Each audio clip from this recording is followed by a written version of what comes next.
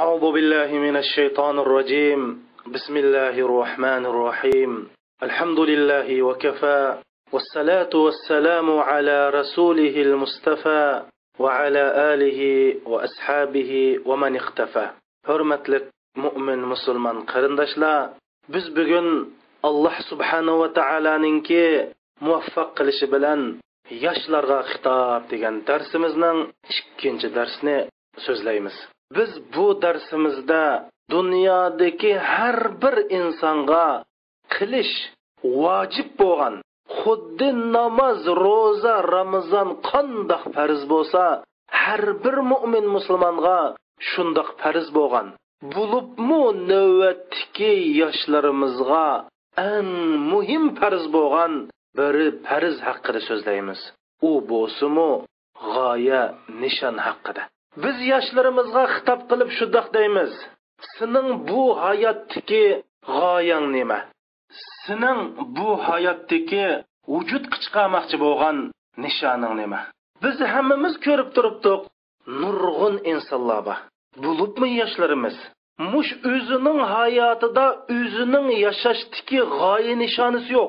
G'oya nishonsiz mushundoq yashayotdi. Ular eg'iz bilan demismi, ularning qanqiligidan chiqib turdi. Ular nim deb yashaydi? Tug'ilimiz, cho'ng bo'limiz, yeyimiz, ichimiz, to'y qilimiz, o'limiz. Mana bularningki hayot. Boshqa mahluqotlardan, aqlsiz mahluqotlardan, to'rt putliq mahluqotlardan hech qanday farqi yo'q. Biz bir mu'min musulmon bo'lish sifatimiz bilan mushundoq g'oyasiz, nishonsiz yashasak bo'lamdi qarindoshlar. Undaq emas. Balki bizning mushu yer sharidagi hayotimizda belgilik yashash g'oyamiz va Allohga qulchilik qilishdan iborat bir yashash nishonimiz bo'lishi kerak. Mana bugun sizlar bilan bu haqda to'xtalaman. Endi bugungi bu so'zlagan darsim hamma bir musulmonga muhim. Bulubmi yoshlarga ajoyib muhim. Nima uchun desak, men o'ylayman, endi bu yesh cho'ng'gan odamlar chuqum o'zininki hayotidagi bir nishonni belgilab bo'ldi deb o'ylayman. Shunda bo'lgandan keyin bu yoshlarimiz mana bugungi darsimizda asosliq nishon qilgan kishilar. Hamda bizning mush dunyodagi mavjudligimizning hikmati, siri, nishoni, maqsad nima qarindoshlar? Mana buni bilishimiz kerak.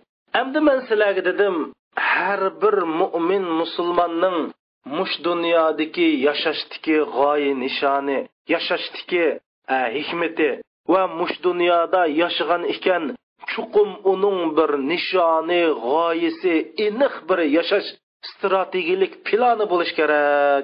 Bu bo'lmaydi ekan, qat'iy bo'lmaydi. Balki bir musulmon uchun bosh tortib bo'lmaydigan eng negizlik, eng asosiy yadrolik farz dedim. Men farz degan ekanman, buningki Qur'on hadisdan sizlarga dalilini deb berishim kerak. Alloh subhanahu va taolo Qur'oni Karimda shunday deydi: "A'udhu billahi minash shaytonir rojim. Ya ayyuhallazina amanu taqulloh wal tanzuru nafsum ma qaddamat lighad." Ey Allohga iymon keltirgan insonlar, sizlar Allohdan aymaninglar. Va har bir inson at uchun o'zining nimani qilganligiga qarasin deydi. Yani at uchun o'zining nima qilganligiga qarasin. Yani degani qiyomat uchun o'zining nima qilganligiga, nimani Allohning oldiga opirdiganligiga, qiyomatda nima bilan bordiganligiga qarasin dedi. Bu nim degan gap? Bu yani sen oxirat uchun nihoyatda inchki planlab, oxiratdagi Allohning rizoligi va jannatga erishish uchun qattiq san qara degan gap, yani planla degan gap qarindoshlar. Qarab qo'yganga bir ish bo'lmaydi. Yani planlab ash g'oyangni, nishoningni bekitib oxiratga bor deydi. Xo'sh, bu bir masala.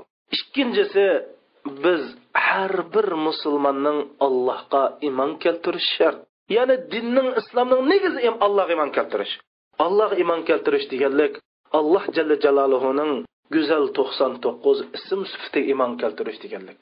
Hamda Alloh subhanahu va taolaning shu 99 go'zal ism sifatidan yaratquchi degan sifati, ya'ni xoliq, yaratquchi degan sifati bor. Hamda Alloh subhanahu va taolo bizni yo'qyadan yaratdi, bizni mashundoq go'zal shaklda va atrofimizga butun koinotlarni yaratdi. Xo'sh, endi biz har bir mu'min musulmonning Allohning yaratquchi degan sifatiga va Alloh jalla jalaluhuning bizni butun insoniyatni yaratganligiga iymon keltiramiz. Hamda ulamolarimiz deydi, har bir mu'min musulmon mush Allohning yaratquchi degan sifatiga iymon keltirdi ekan, Allohning o'zini nima uchun yaratganligini bilish kerak deydi. Alloh hargiz bizni g'oyasiz, nishonsiz yaratmadi qarindoshlar. Shuning uchun har qanday bir mu'min musulmon Allohning yaratquchi degan sifatiga iymon keltirdim deydi ekan, ashi yaratishdagi maqsad, nishon, g'oya, muddao bo'yicha yashaydi ekan, ya'ni shu insonning bir g'oyasi, muddaosi yorilishdagi sababni bilib, shu bo'yicha g'oya, nishon, plan tuzib yashaydi ekan, bu Xoliq degan sifatga iymon keltirgan bo'ldi deb mushunda tushundirgan. Chunki yaratquchi deganken biz uning iymon keltirdik deymiz. Iymon degan nima? Ig'iz bilan deyish, qalbimiz bilan tasdiq qilish va amaliy turmushimizda shu biz iymon keltirgan sifatdan kelib chiqqanda ma'ni mazmunlarni tatbiqlash. Hamda Allohning yaratquchi degan sifatidan qanday mazmun kelib chiqadi degan chog'da Alloh yaratgan ekan, seni chuqur ma'lum maqsad nishonda yaratdi. Alloh jalla jalaluhu seni bakal yaratmadi. Bunda bo'lgandan keyin o'zingning yorilishdagi g'oya, nishonni bil. Shu g'oya nishon bo'yicha senda bir g'oya nishon, strategik plan, yashashdagi aniq maqsad nishon bo'lsin deganlik bo'ldi. Shuning uchun biz mana bu Allohning yaratquchi degan sifatiga iymon keltirish farz ekan, g'oya nishon bo'yicha yashash va har bir mu'min musulmonda g'oya nishon bo'lish farz demoqchi qarindoshlar. Endi biz dedik bugungi darsimizni asos jihatdan umumiy musulmonlar so'zlagan bo'lsak-ma, yoshlarni asos qilamiz dedik. Nima uchun? Har bir insonning yoshligi bo'lsa, hayotidagi eng qimmatli oltin bosqich. Biz kichikligimizda bizda sog'lomlik bo'ladi, hamma narsa bo'lgan bilan aql bo'lmaydi. Qirg'anda bizda aql bo'ladi, lekin yoshlik, sog'lomlik bo'lmaydi. Ammo kim yosh bo'ladi ekan, bu odamda ham pishqon aql, ham sog'lomlik bo'ladi. Shuning uchun bizning islom dinimiz bu yoshlarga alohida ko'ngil bilgan. Biz hadis Rasulullohni qaytadan men birinchi darsim degan yana bir qatam o'qiylik. Rasul akram sallallohu alayhi va sallam shunda deydi: "La tazulu qadama 'abdin yawmal qiyamah hatta yus'ala an arba'a an umrihi fima afnah wa an shababihi fima abla wa an malihi min ayna iktasaba wa fima anfaqa wa an ilmihi maza 'amila bih." Rasul akram sallallohu alayhi va sallam shunda deydi: bir bandaninki qiyomat kunsi shundoq, qiyomat kunsi shundoq putuq desab shundoq tug'andan keyin deydi. Ya'ni qiyomat maydoniga shundoq kelib savol so'roq bo'lgandan keyin darhol bu insondan 4 ish to'g'riliq hisob elindi deydi. Yani Alloh jalla jalaluhu oldi bilan bizdan 4 ishdan hisob oladi. Birinchi ishimiz bizning mushu hayotimizdan, ya'ni umrimizdan hisob oladi. Ya'ni qanchalik yashadik? 60 yil yashadik, nima ish qildik? 20 yilni uxladik, 20 yilni yapishdik, nima ish qildik bu shu 60 yil jarayonida shundan hisob oldi deb bo'lib, keynidan uning yoshligidan hisob oldi dedi. Yoshlikmi bizning umrimiz? Umrdan hisob oldi deb keynidan yoshligidan hisob oldi dedi. Nima uchun qarindoshlar? Biz ma hadisga yaxshi quloq solaylik. Ya'ni bizdan Alloh subhanahu va taolo minut, daqiqalardan, hayotimizdagi daqiqalardan, minutlardan, sekundlardan hisob oladi. Soatlardan, kundan hisob oladi. Nima degan savol bu? Hay o'ylab baqilib, bir inson 60 yil, 70 yil g'oyasiz, nishonsiz, o'zini kimligini uqmay yashasa, buning nima deb javob beradi? Lekin biz ma hadisga yaxshi bir diqqat qilsak, umuman qilib bizning butun umrimizdan hisob oldiganligi bo'libmi? Mushi yoshligimizdan alohida hisob oldiganligi tilga olingan. İnsanın ömürden so'raldi, keyindan yoshlikdan so'raldi. Siz deyishingiz mumkin. Mening ömrümden so'ralgandan keyin yoshligimdan so'rmasam, shu mening yoshligim ömrümninki qatorida bog'u deb. Shundoq, lekin bu yoshlik bo'lsa, inson hayotidagi ajoyib muhim bosqich bo'lganlikdan Alloh subhanahu va taolo buningdan alohida hisob oladi. Chunki bu chaqda inson kuch-quvvatga to'lgan, aqlga to'lgan, har jihatdan yetilgan bo'lganlikdan mana mush bosqichdan alohida hisob oladi. Shuning uchun biz Qur'oni Karimningki yoshlarga favqulodda ko'ngil bo'lganligini so'zlab o'tdik qarindoshlar. Alloh subhanahu va taolo 6-7 yosh uchun dunyodagi qonuniyatni o'zgartirib o'tdi. Biz buni birinchi dars so'zlab o'tdik qarindoshlar. Alloh subhanahu va taolo bir 6-7 yosh uchun koinotning qonunini o'zgartirib o'tdi. Bu nimani tushundirdi? Ya'ni Alloh subhanahu va taolaning dinimizning yoshlarga alohida ko'ngil bo'lganligini tushundirdi. Alloh subhanahu va taolo Kahf surasida innahum fityatun amanu bi robbihim va zidnahum huda. Bu yoshlar bo'lsa shundoq bir yoshlarki, ular o'zining Robbi bo'lgan Alloh subhanahu va taolaga iymon etgan. Shuning bilan biz ularningki iymonini texim ziyoda qilib o'tgan shunda bir yoshlar edi deb alohida tilga olib, bu yoshlar uchun qonun o'zgartib 300 yil uxlatib, ya'ni bu 300 yil tabiatda normal ahvolda 300 yil o'lmay uxlaydigan, 300 yil saqlanib qolgan bir insonlar bo'lmaydi qarindoshlar.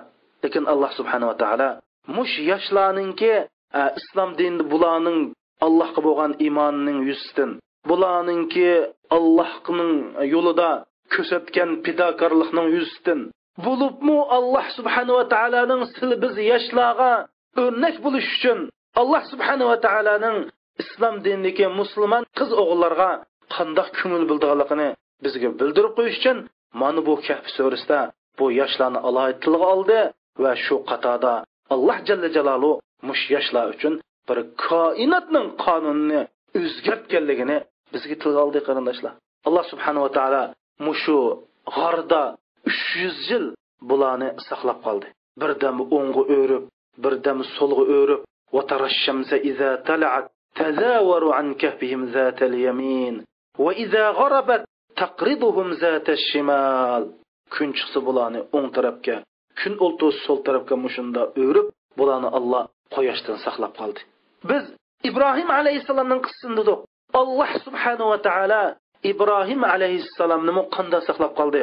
Alloh subhanahu va taolo bir yosh uchun yanil tabiatning bir qonunini o'zgartirdi qarindoshlar.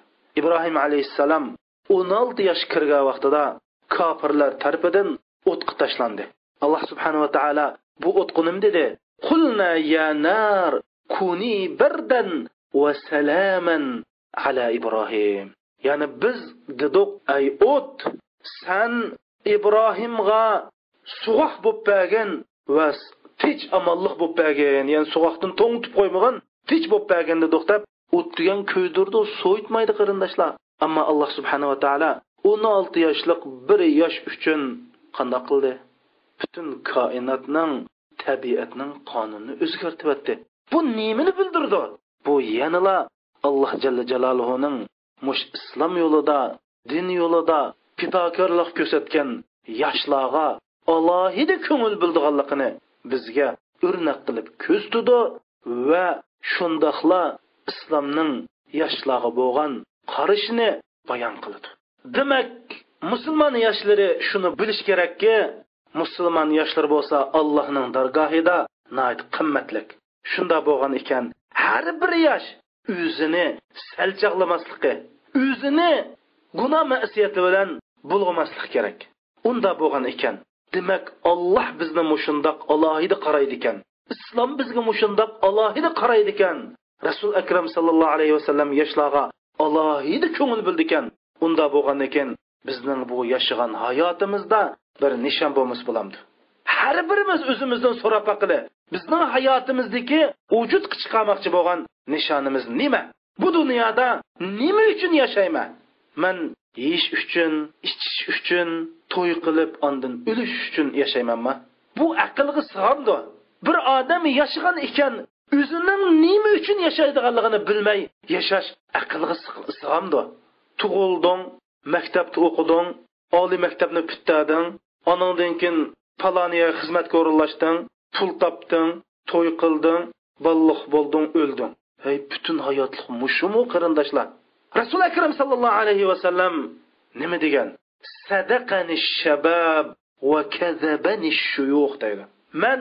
Men Allah Jalla Jalaluhu tarafidan payg'ambar qilib avatilganda yoshlar men agashdi, qerilar meni yolg'onchiga chiqadi deydi. Rasul akram sallallohu alayhi vasallam mush so'z orqali nima demoqchi?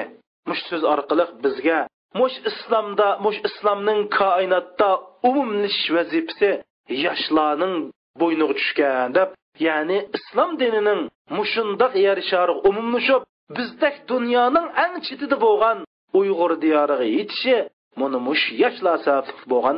Rasululloh mushning ishorat qilib, "Menga yoshlar agashdi, qerilar men inkor qildi" deydi. Men hozir shuni uchirtimiz. Yoshlarimiz to'g'ri yo'lga mengayotgan, qerilar buni to'sayotgan. Biz qarab boqadigan bo'lsak, qarindoshlar, Rasul akram sallallohu alayhi vasallam islom tarixini o'zgartirib o'tgan, islomning shonliq yana bir sahifasi boshlangan bir vaqalikda, ya'ni hijrat qilish vaqaligida Rasul akram sallallohu alayhi vasallam qanday qilgan? Ali radhiyallohu anhu ni o'zining o'rniga o'zi yetayotgan yotqanda yetishga borgan. Bunda qilishi kafirlar Rasulullohni o'ltirmoqchi bo'lganda, mushunda qilish orqali Rasululloh hijratni vujudga chiqarmoqchi bo'lgan. Ana payg'ambar sallallohu alayhi vasallam Ali radhiyallohu anhuninki mush vazifani ustiga ola oladiganligini bilgandan keyin, mushu vazifaga salohiyati tushdiganligini bilgandan keyin Rasululloh bu vazifani bergan. Rasululloh hijrat qilgandan keyin hammamiz bilamiz, Yaman tarafga menib bir o'nkurda 3 kun turdi. Mush turish jarayonida Asma bint Abu Bakr, ya'ni Abu Bakr radhiyallohu anhu qizi Asma onamiz mushu hijrat qilgan mush jarayonda ajoyib cho'ng bir rol o'ynadi. U bo'lsa-mu mush Rasulullohga 3 kun jarayonida tamoq yetkazib berdi.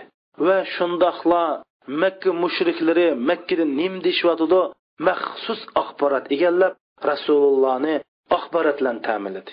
Rasul akram sallallohu alayhi vasallam Yaman ahliga butun islomni o'g'itish uchun Muaz ibn Jabalni avatdi. Shu chaqda Muaz ibn Jabalning yoshi necha yosh edi qarindoshlar? 20 yosh edi.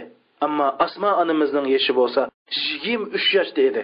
O'ylab boqili, hozir 20 yoshlik, 23 yoshlik bolalarimizdan sen nima uchun yashaysan?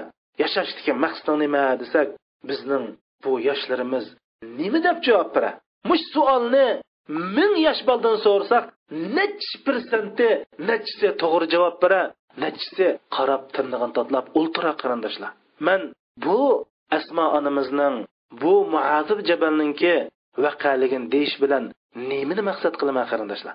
Maqsad biz bu yoshlarningki rolining cho'ng bo'lganligi, biz yoshlar o'zimizni kichik chaqlamasligimiz, o'zimizni tushunmasligimiz.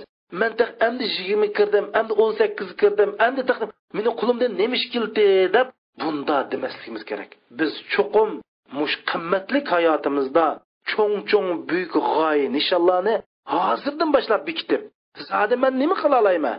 Nima qilolmasam shuni qanda o'ginib, mushni islom uchun xizmat qildirman. Men muayyan bir nishonni vujudga chiqarib, shu nishon orqali Alloh ibodat qilib, shu nishonimni mening ibodat nuqtam qilib, bu nishon meningki hayotlikdagi yashash yadrorim bo'lib, mush nishon orqali men jannatga kiraman deb hozirdan boshlab bu g'oyib bo'lmasa qat'iy bo'lmaydi. Menmo mushu diyorimizda yashash jarayonida, mush bizning diyorimizda nishonsiz yashaydigan yoshlarning ko'p ekanligi, bizning jamiyatimizdagi asosli kasallarning biri mush nishonsiz yoshlar. Bir yerlarda qart o'ynayotgan, bekor yig'ilib, quruq parang suqayotgan, insonlar hozir 1 minut 1 daqiqani hisoblashib o'ltirib ilgirlayotsa, bizning yoshlarimiz quruq gapni qilib, ma'nisiz gaplarni qilib, foydasiz harakatlarni qilib, hatto vaqtni o'tkazolmay jafo tortayotgan. Bu nima degan ichinish ish qarindoshlar? Bizningki qizlarimiz bo'lsa, kiyim, moda, padoz, mushning o'lali bo'lib ketgan. Bularning nishoni maqsadi chiroyli bo'lish, shu yaxshi kiyish, rohat farog'at bo'layotgan. Bu bir musulmon uchun qandoqmi yarashadigan ish? Bu qandoq bir aqlga sig'sin? Bir qizning butun hayotida faqat shu go'zallikdan boshqa g'ami yo'qmi? Bir yoshlarımızning butun hayotida faqat o bir qiz uchun yashayotgan. Hech qanday bir g'oya nishoni islom uchun nim qipiralayman. Men Allohga qaysi g'oya nishon bilan ibodat qilaman degan bu nishon, bu g'oyib bo'lmasa, bu qandoqmi aqlga sig'sin? Uning ustiga bu yoshlarimiz o'zining turmushida, kiyim-kechigida, yemak ishmigida texcha yeshi 17, 18, 20 yoshlarga kiribmi ota-onasiga taynib yashayotgan. Ya o'zining o'zi uchun, ya kelajagi uchun hech qanday bir plani yo'q, hech qanday bir qarish yo'q, musholat yashayotgan.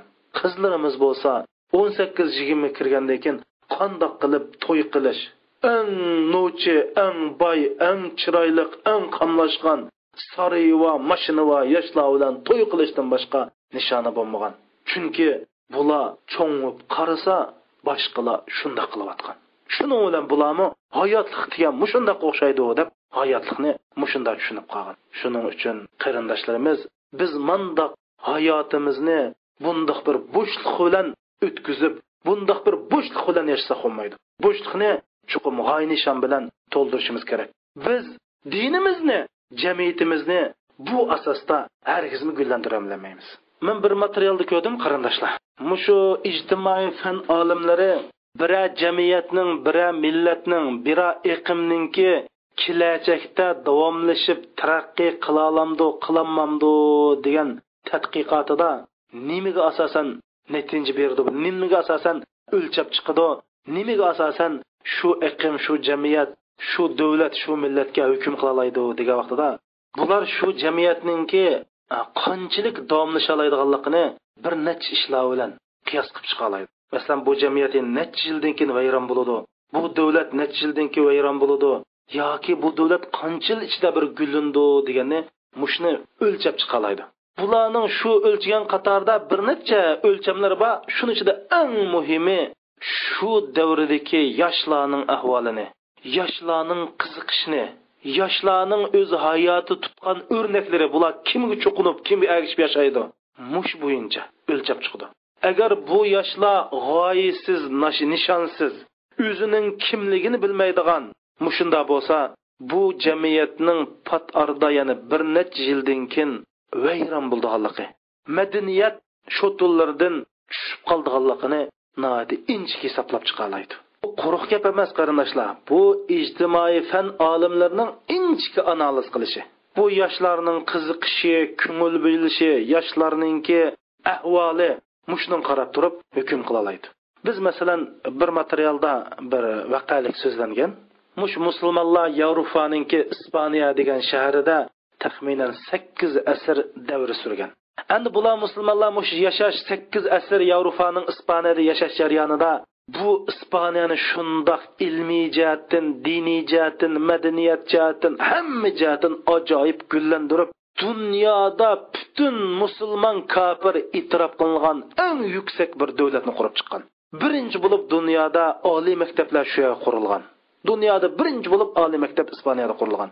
Dunyoda birinchi bo'lib tajriba fan shu Ispaniyada musulmonlarning shu davrdagi, ya'ni Andalus deb ataladi, shu Andalusda barpo qilingan. Yevropaliklar mush tajriba fanni musulmonlardan o'rgangan, shu birinchi bo'lib musulmonlardan tajribani Yevropaliklar o'rganib, o'rgangandan keyinmi 200 yilgacha bu tajribani o'rgansa gunoh bo'lamdi, savob bo'lamdi deb Yevropaliklar shuni talish bo'ltagan.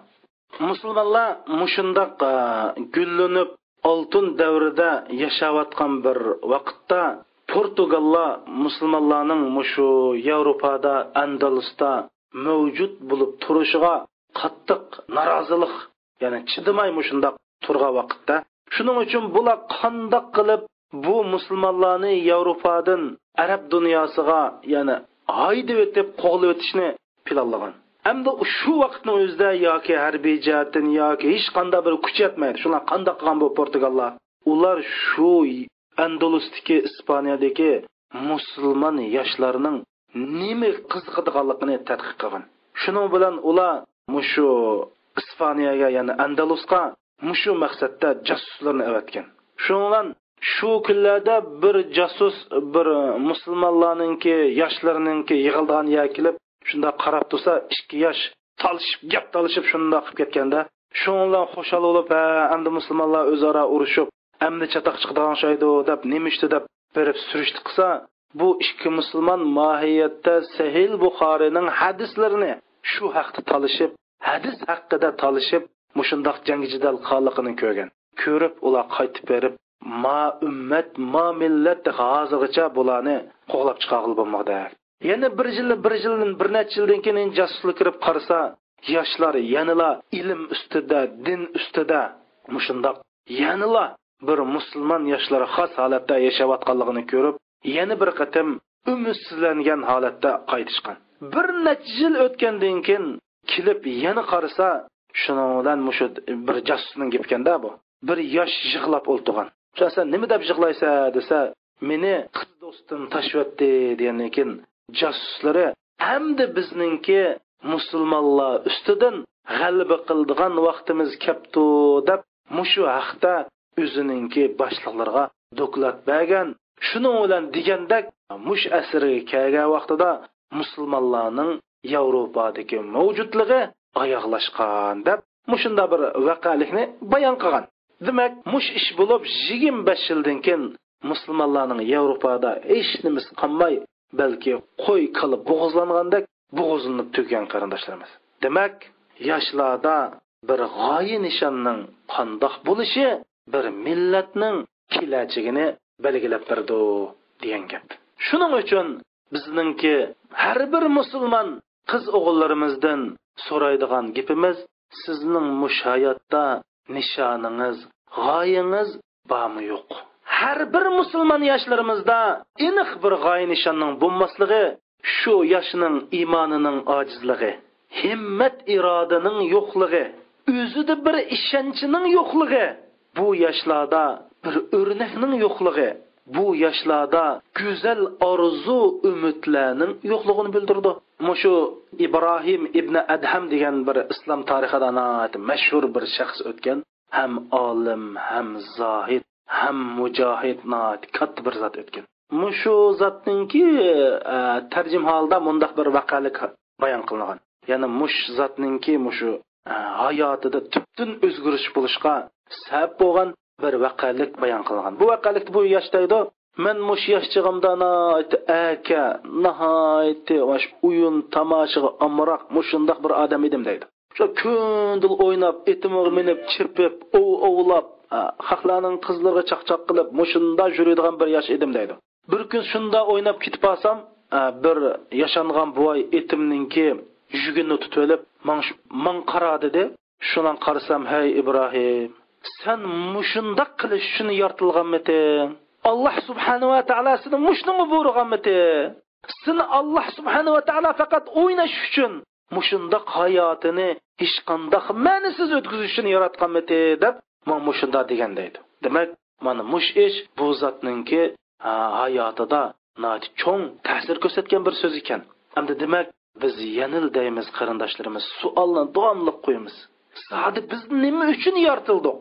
Allah subhanahu va taolaning bizni yaratquchi degan sifatida dedik. Allohning yaratquchi degan sifatiga iymon keltirish uchun bizni chuqur g'oya nishon maqsadlar yaratganligiga iymon keltirishimiz kerak. Allah subhanahu va taolaning al-hakim degan sifati bor. Har qanday bir ishni hikmat, bir sir, asror, g'oya nishon bilan ish qiluvchi degan sifati bor. Unda bo'lgan kim bizni baka yaratmadi qarindoshlar. Biz mushundoq yeb, ichib, to'y qilib, balliq bo'lib, o'lib bu mumkin emas qarindoshlarimiz. Unda bo'lsak bizning hayvonlardan nima farqimiz bor? Biz afsus ko'pincha insonlar mush dunyoga keladi, yashaydi, o'ladi, o'zining nima uchun yaratilganligini bilmay ketadigan odamlarni ko'ramiz. Balki bular jamiyatning ko'p persentini egallaydi.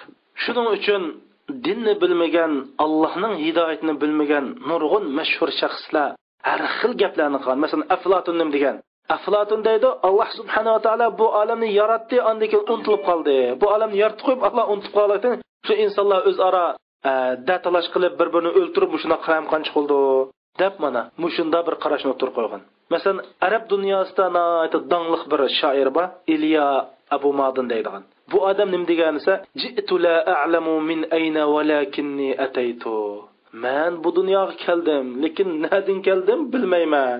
Biroq kelganligim rost deydi. وَلَقَدْ أَبْصَرْتُ أَمَامِي طَرِيقًا فَمَشَيْتُ. Şu tug'ilsam oldimda yo'l bor ekan, shu yo'lda mangdim, ya'ni tug'ilsam shu jamiyat qanday ish ham bo'lsa, shunda yashadim.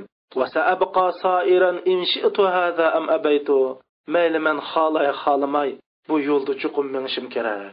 Kayfa ji'tu lastu adri. Ammo bu dunyoga men qanday keldim, nima uchun keldim, buni bilmayman deydi.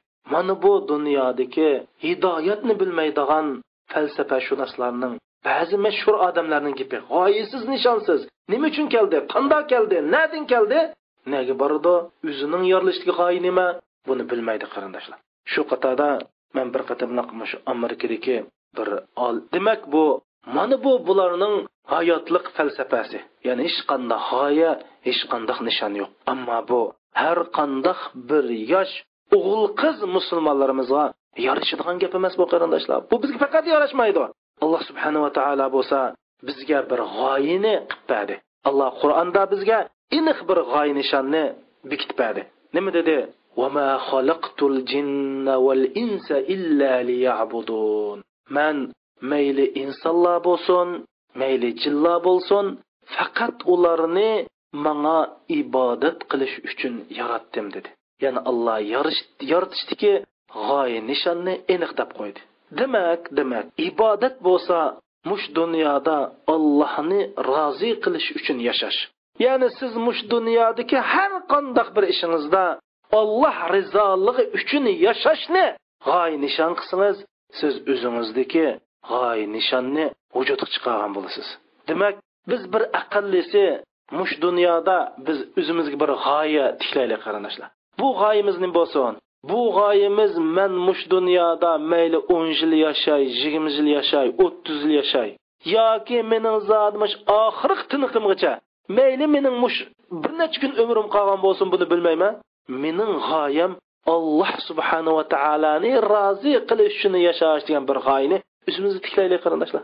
Masalan, men bir qatim televizor ko'rish jarayonida mendaq bir voqealarni ko'rdimda. Bir muxbir bir donliq futbol komandasidan gap so'rab, nima dedi degan chaqda, sizning shu muxbir deydi, sizningki mush hayotdagi eng cho'ng orzuyingiz nima debdi. Hali komando, mening hayotdagi eng cho'ng orzuyim jannat kirish desa, yo'q, men sizning bu oxiratdagi maqsadingizni so'ramadim. Mush dunyodagi maqsadingiz nima desa, mening mush dunyodagi eng cho'ng maqsadim yenil jannat kirish. Buni bu muxbir tushunmaydi. Bu jannat, u oxiratning ishi, bu dunyodagi bu jannat, bu dunyodagi gap davatma deydi. Ammo u yashnim deydi.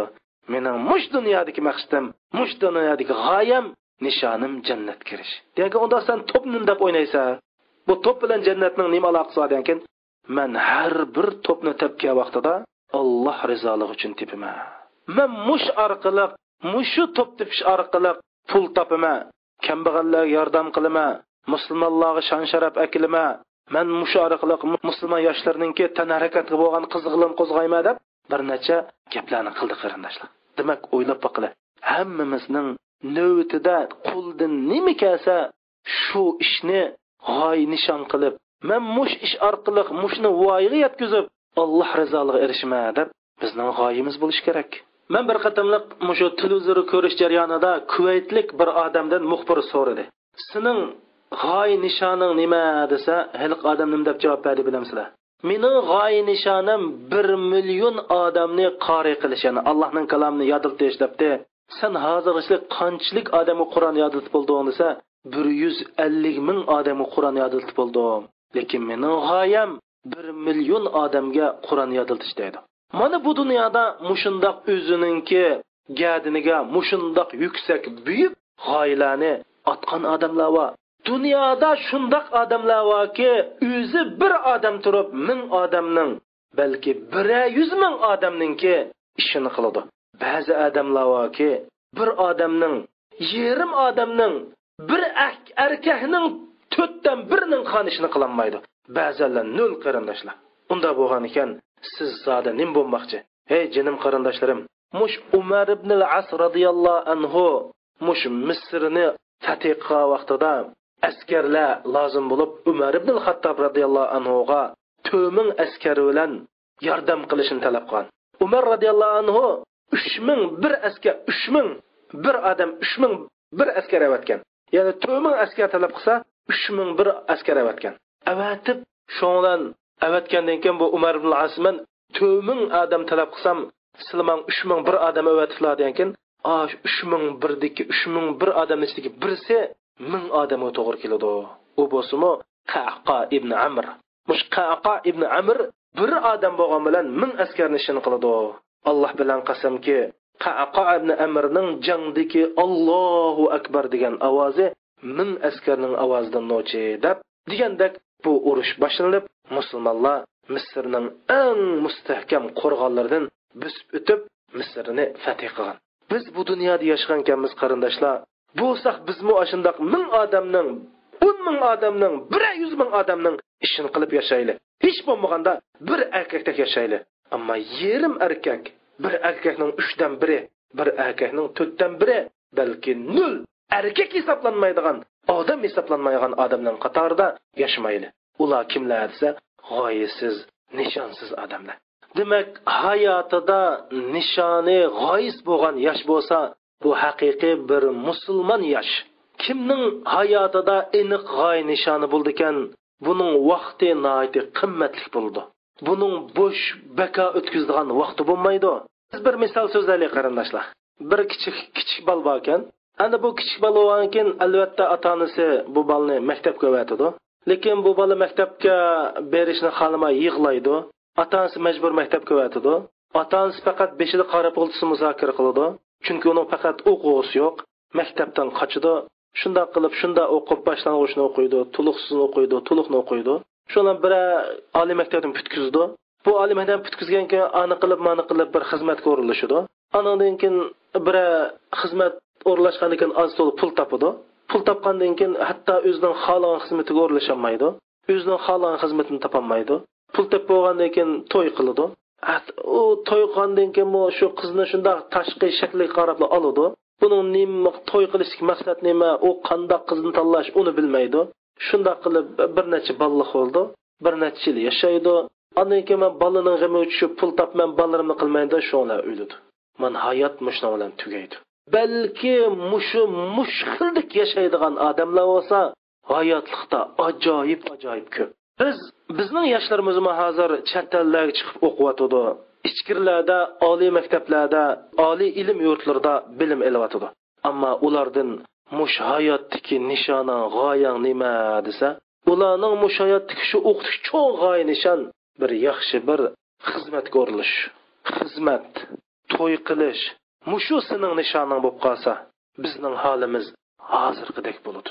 Xo'sh, endi bizning bu yoshlarimizda nishon bo'lish uchun ota-onalarningki vazifasi nima? Ota-onalarning vazifasi u bolalarni qo'sqin obdan baqish, kiyimini obdan kiydirishlam emas. Siz bolangizni atigan o'qitib, nashliq berib, maktabga yo'lga solib, maktabga qaytgandan keyin yeni qo'sqin to'yg'izib, uxlab, o'yintib, az to'l darsni muzokara qildirib qo'yish, bu bal tarbiyalik emas. Bu bola baqqallik. Kal qo'ydaklam balni baqqallik. Bal tarbiyalaganlik bo'lsa, siz bolangizninki mush kichigidan tortiblam talantini bilishingiz, bolangizning aqli iqtidorini bayqishingiz va shuning qarta bu bolni yaxshi ta'lim tarbiya va shu bo'yicha tarbiyalashingiz. Siz nima deb bolalaringizga ultumaysiz? Nima deb kichikchigidan tortib bu bolalarda bir aniq nishon g'oyani tiklamaysiz? Mana bu tarbiyatdan maqsad. Ammo bol beqish bo'lsa, to'g'ri, bu mi yaxshi ish? Lekin bu tarbiya emas.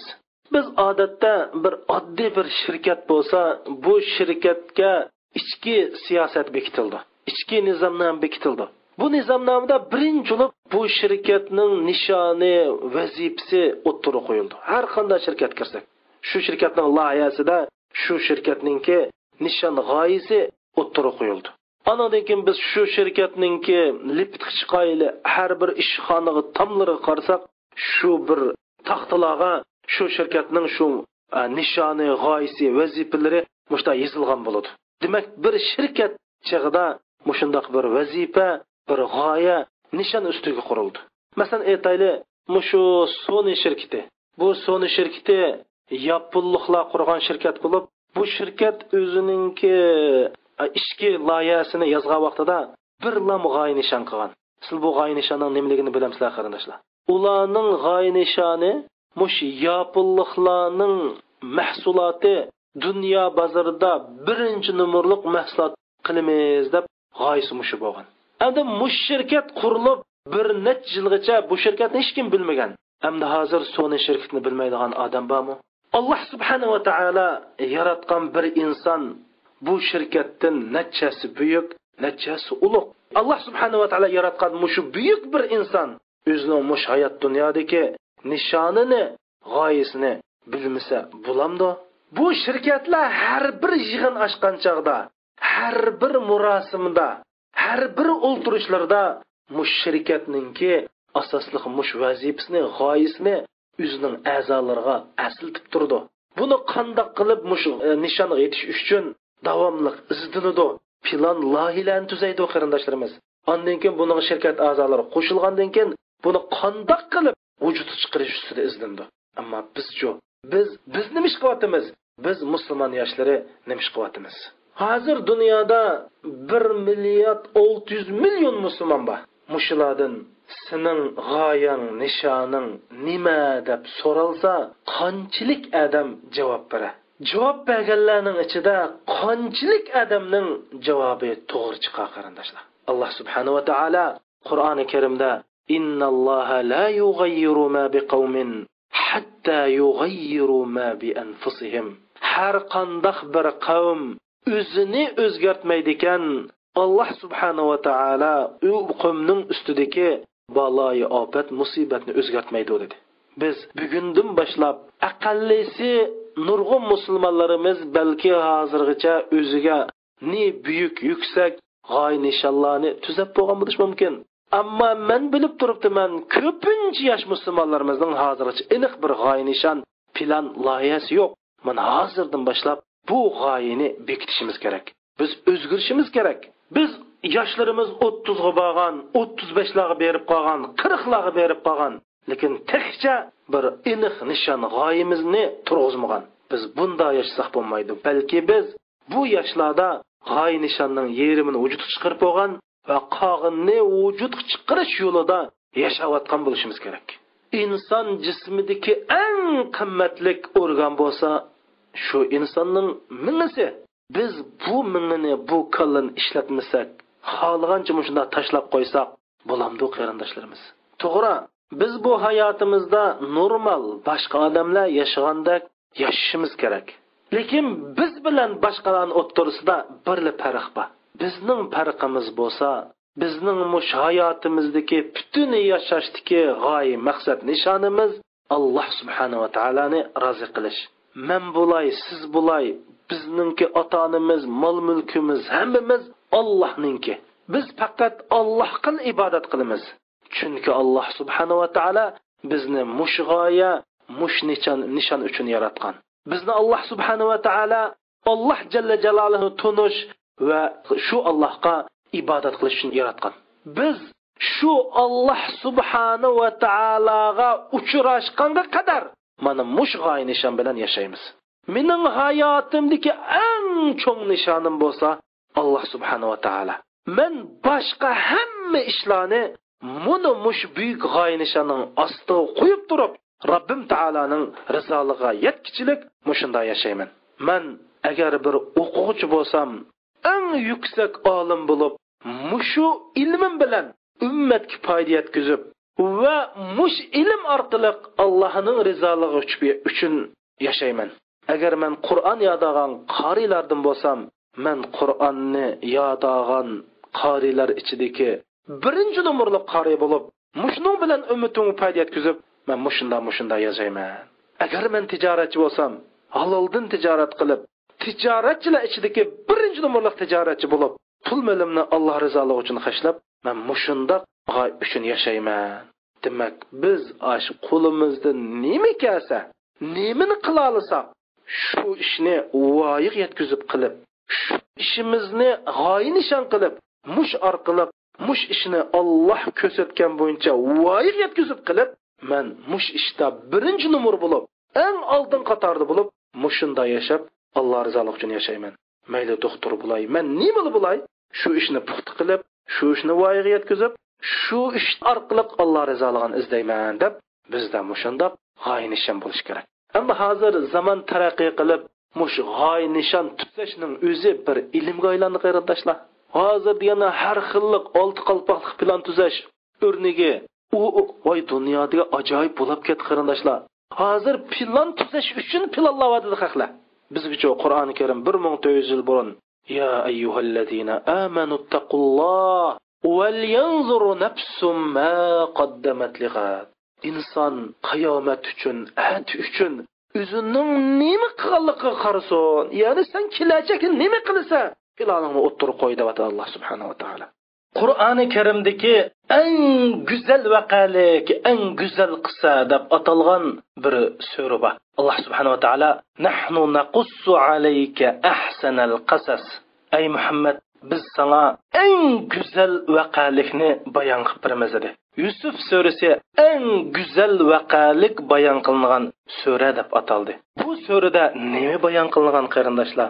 Bu surada Yusuf alayhissalomning, ya'ni payg'ambar Yusuf alayhissalomning 21 yillik ajoyib atrofliq ilmiy plan tuzish orqali aniq bir nishon g'oya ustida kurash qilish orqali Misr xalqini shu navbatdagi baloyi ofata xarakterlik bir ofatdan qutqizib, ya'ni ocharchilikdan qutqizib, bir davlatni qutqizib olganlikdan shu davlatdagi barliq fuqaro va huquqdorlar, podsholarning hammasi musulmon bo'lgan. Yusuf alayhissalom bo'lsa bu 21 yilni 3 bosqichga bo'lgan.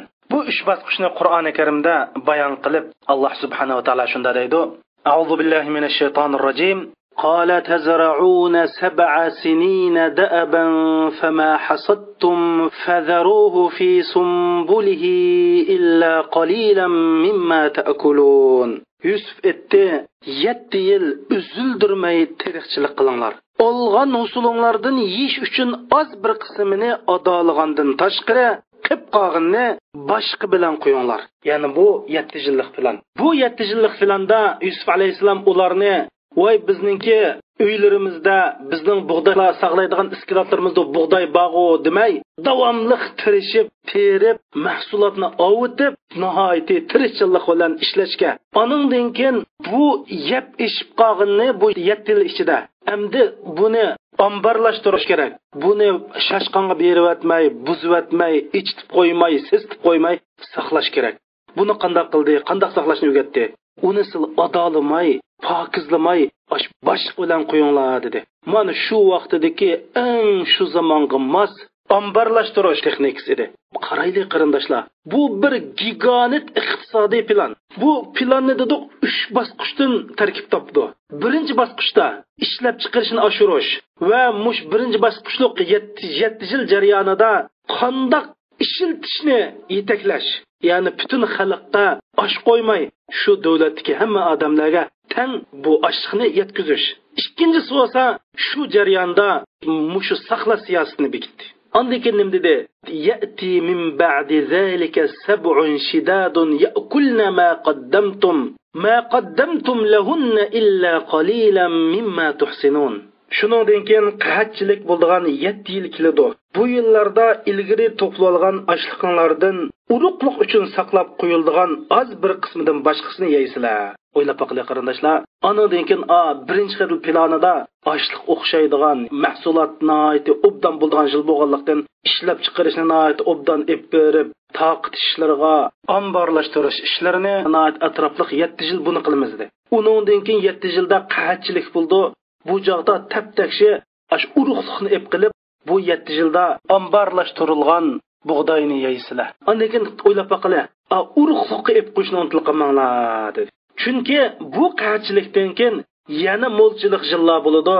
Bu yillarda oshni yeb, qog'inni terib, mushundoq qilib xotirjam sizlar bu ocharchilikdan tinch amon qutulsizlar deb mushundoq o'ylab boqinglar. Mushundoq bir gigant plan bilan bir davlatni 21 yillik plan bilan bu 21 yilni 3 ga bo'lib 7 yildan qilib Yusuf alayhissalom Misr xalqini ochliqdan qutqizib, shu sababli butun Misr xalqi mayli hukumat bo'lsin mayli fuqaro bo'lsin hammasi musulmon bo'ldi.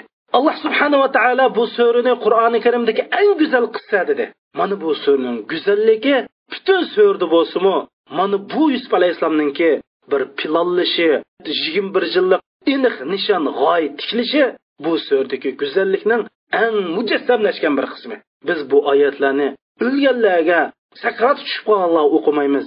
Hayotimizda tatbiqlash va mushundoq bir planlashning o'zi bir da'vat ekanligi, mushundoq plan bilan ish qilish, g'oya turg'izishning o'zi payg'ambarlarning ishi ekanligini bilishimiz uchun Alloh subhanahu va taolo bu surani Qur'ondagi eng go'zal sura dedi.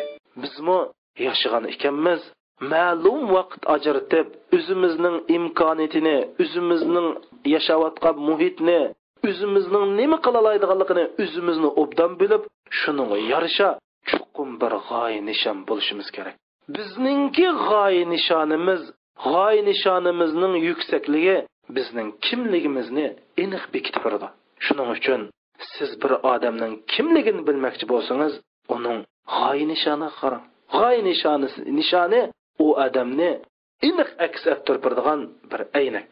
Oxirsida biz sura Ali Imronni o'qisak, Qur'oni Karimda alohida bir suraning ismi Ali Imron surasi, ya'ni Imron oilasining surasi deb tilg'ilingan. Bu surada Imron to'g'riliq hech qanday voqelik bayon qilinmagan. Mohiyatda bir ikki ayol to'g'riliq voqelik bayon qilingan. Mana bu ayol nima dedi? Ma ayolning g'oya nishonisi qarayli qarindoshlar. Bak ağaç singlarimiz bu gapni obdan tinshayli. A'udhu billahi minash shaytonir rojim. إذ قالت امرأة عمران رب إني نذرت لك ما في بطني محررا فتقبل مني إنك أنت السميع العليم. Öz vaqtida İmranning ayoli shundoq dedi: Ey Rabbim, men o'zdir uchun qo'sg'imdagi balini xolisona, %100 xolisonlik bilan sizga nazar qilyaptim, ya'ni siz uchun otavatdim. Ey Rabbim, men xolisona mushundoq otgan bo'lganligini hech qanday bir g'oya nishon yo'q, faqat sizning rizolig'lar uchun otgan bo'lganlikdan bu nazarimni qabul etsizlar. Ey Rabbim, sizlar hammani anglab turguchi, ya'ni mening mush davatgan tiligimni anglab turguchi alim, mening mushu qilmoqchi bo'lgan nima uchun qilganligimni, g'oya nishonimni bilguchi Alloh deb, ya'ni o'zining qo'sug'idagi bir bolani Alloh yo'lida otadi. Endi bu bola qiz tug'ildi, ya'ni Maryam onamiz tug'ildi. Maryam onamizni Allohga atagan bo'yicha shu vaqtdagi ibodatxonaga vaqf qilyapti. Yaxshi tarbiyaladi. Maryam onamizdan suyumlik Allohning kalimasi bo'lgan eng ulug'vor, eng irodalik 5 payg'ambarlarning qatoridan o'rin olgan Isa alayhissalom bu dunyoga keldi.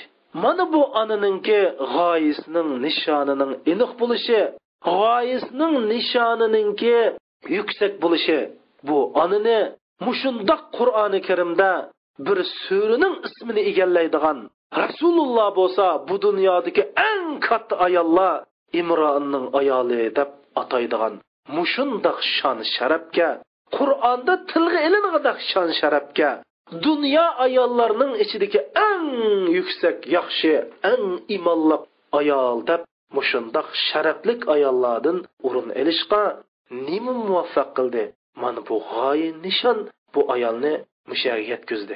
Ya'ni o'zining qo'sug'idagi bolani mushunda atadi. Bizning ota-onalarimiz-chi, bizning qizlarimiz-chi mushundoq maqsadni to'y qilib, mushundoq maqsadni bol tarbiyalasa, inshaalloh bizning kelgusimizda umid bor. Biz har bir insonda bir nishonning bo'lishi, uningga hayotlikning ma'nosini ifodalab beradigan bir g'oyaning bo'lishining muhimligi haqida bir vaqalikni qistirib o'taylik. Mush nimsaviylik psixologiya olimi Frankl bir qatimliq siyosiy o'zgarishda mushu fashistlar tarafdan 2 dunyo urush jarayonida turmoq solingan. Hamda bu Viktor Frankl degan nimsalik psixolog olim bo'lsa, mushu turmuda yetish jarayonida ma'lum bir ish uning ko'ziga chaliqqanda, qarasa bu turmuda nurg'un odamlar bu turmidagi azob uqubatlarga chidamay bardoshlik bermay o'lib ketib olgan. Ba'zi odamlar bo'lsa bardoshlik berib shuningga sabr qilib chidab yashayotgan. Shundan bu olim buningda zodi sabab nima deb ba'zilar buning bardoshlik bermay o'zini tashib etib tushkunlashib kasal bo'lib o'ladi. Ba'zilar buningga chidab tura oladi. Buningdagi oriq ko'rinish bu kuch chidab turganlar uchun bu g'oyat zo'r yushurun kuch nadin kelgan deb mushu haqda izlangan. Bu jarayonda shu kishilarningki masalan sog'lomligi, faoliyatchanligi, aqlliqligi va har xil usullarni tadqiq qilgan. Ammo asosliq bu olimningki bu tadqiqot natijasi nim bo'lgan bilamsizlar qarindoshlar. Bu taskunlarga, bu zulmga, bu fojialik voqealikka bardoshlik berib yashab sabr qilganlar bo'lsa hayotida bir xil nishon g'oyisi va o'zining mush dunyoda yashaganligining muayyan bir ma'nosi va o'zlarining qilmoqchi bo'lgan muhim ishlar bor deb mushundaq o'ziga bir g'oya tikilgan odamlar ekanligini deb chiqqan. Shundaqla shu Vyetnam urushida Amerika askarlarininki asirga tushganlarninki shu ularninki hayot qilishidagi omillarni tadqiq qilish jarayonida ularmi shu Amerika psixolog olimlari mushunda bo'lganligini, ya'ni insonning g'oyalik yashashning ma'nosini tushundigan, kelajakka umidi bor, kelajakda bir ish qilishni o'ylaydigan odamlarninki asr jarayonida putirab tug'anligini isbotlab chiqqan. Shundaqla dunyodagi nurg'un tadqiqotlar bo'lib ballar tadqiqotini tadqiq qilgan olimlar shunda deb natijaga kelgan. Mushu kelajagida bir nishoni bor. Mash kichik turiblam o'zida bir xil kelajakka nisbatan bir g'oyasi va nishoni va ballar bo'lsa, mash turmushda g'alaba qila oladiganligi va keyingi amaliy hayotida boshqa saboqdoshlarga ko'ra alohida g'albini qo'lga keltiradiganligi va mushundoq bo'lganligini tadqiq qilib chiqqan. Endi biz Alloh subhanahu va taolo bizga mush g'oyi bo'lishni, o'zimizning yashashlik g'oyini bilishni, bir musulmonning hayotida chuqum oxiratga qaysi yo'l bilan, qaysi nishon bilan bordiganligini aniq bo'lishni bizda doq. Ya ayyuhallazina amanu taqulloha val yanzur nafsum ma qaddamat lighad. Alloh iymon etgan musulmonlar Allohdan qo'rqinglar deb mishadagi qo'rqishni bayon qilib nim degan. Allohdan qo'rqqanlik bo'lsa, mush kelajak uchun plan tuzash, g'oyi bo'lish, bizda bir nishon bo'lish. Nishon bo'lgandami nihoyatda aniq bo'lish. Bu biz uchun, bir musulmonlar uchun bir diniy farz. Endi biz Qur'oni Karimni, hadislarni o'qib, Allohning mu'minlarga qilgan va'dasini, Allohning mu'minlarga deb sizlar yer sharida chuqum qudrat topsizlar, chuqum yer sharida aziz bo'lasizlar degan oyatlarni o'qib, bizda bir xil hayot, kuch, umid paydo bo'ladi. Lekin mushu Allohning va'dasi amalga oshish uchun har bir odam o'zining vazifasining nimaligini so'raydiganlar az. To'g'ri, Alloh subhanahu va taolo men sizlarni manda qilsanglar, zaminda xo'jayin qilaman, zaminda obro'yliq, izzat qilaman, zaminning egilari qilaman degan rost. Lekin Alloh subhanahu va taolo bizga ma'lum shartlarni qo'ygan, ma'lum vazifalarni bergan. Har bir shaxs o'zining shu oyatga, shu Allohningki zamindagi bizni xo'jayin qilishdan iborat bu va'dasiga amalga oshish uchun bizning vazifamiz nima? Meningki shuning qarta majburiyatim nima deb o'zimizdan so'raydiganlar nihoyat az. Islom xalifaga qurimiz, islom davlat qurimiz degan bu nihoyat tatliq so'zlar bizningki minimizni g'idiqlab bizga nihoyat shirin tuyg'ularni berdi. Biroq mushu orzuni ro'yobga chiqarish uchun qanchalik imkoniyatlarni, qanchalik bir jafo tortishlarni, nima shartlarni hozirlash kerak ekanligini biz o'zimizdan so'ramaymiz. Agar bizda bir g'oya nishon bo'lmasa, buning hammasi quruq orzu bo'lib qolmamdi.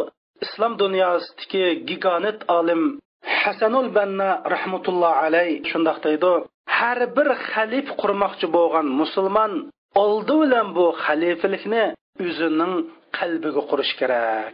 Mana bu nishon, mana bu g'oya. Men shundoq og'zimni to'shqich shunda deyalayman qarindoshlar. Bizning islom ummatining mushunda qaloqlikdan qutulishimiz, islom ummatining mushunda xo'rlik, zulmdan qutulishimiz asosiy jihatdan ikki ish bilan bo'ladi. Birinchisi Allohning diniga texim mustahkam esilish va hayotlik dunyosidagi barliq sohada yuqori pallini egallash. Biz dinda ching turish va hayotlik san'atlarini mayli ilm bo'lsin, ma'arif bo'lsin, harliq sohalarda yuqori baldoqqa chiqish. Bu ikkisiz biz hargiz hozirgi holatimizni qutlamaymiz. Endi mush ikki ishni vujudga chiqarish uchun bizning hayotimizda aniq bir nishon, aniq bir g'oya, aniq bir qarash bo'lmasa va shu yo'lda Alloh ko'rsatgan bo'yicha tirishmasak, biz bundan qutlamaymiz. Biz qanday qilgan chaqda mushu diniy ibodatdagi qaloqliq, aqidadagi qaloqliq, islom iqtisodidagi qaloqliq, ilm fandik qaloqliq, mushu boshqalar tarafidan siyosiy zulm, iqtisodiy zulm, inson huquqlariga bo'lgan zulm, mush ishlardan qanday qutulmaymiz ekanmiz? Cho'qim bizda ikki ish bo'lish kerak. Birinchisi, biz jon jahlimiz bilan, iziq tishimiz bilan Alloh subhanahu va taolaning diniga chin eslashimiz kerak. Va shuning bilan birga biz ilm sohasida, san'at sohasida, iqtisod sohasida, biz axloq sohasida, sabrchanlik sohasida, chidamchanlik sohasida, barliq sohada biz bir alohida favqulodda utuq qozonishimiz kerak. Hayotimizda aniq amaliy bir nishon, g'oya bo'lmay turib, buning hargiz yetmaymiz. Va sallallohu ala sayyidina Muhammadin va ala alihi va sahbihi va sallam. وصلى الله على سيدنا محمد وعلى آله وصحبه وسلم. وصلى الله على سيدنا محمد وعلى آله وصحبه وسلم. وصلى الله على سيدنا محمد وعلى آله وصحبه وسلم.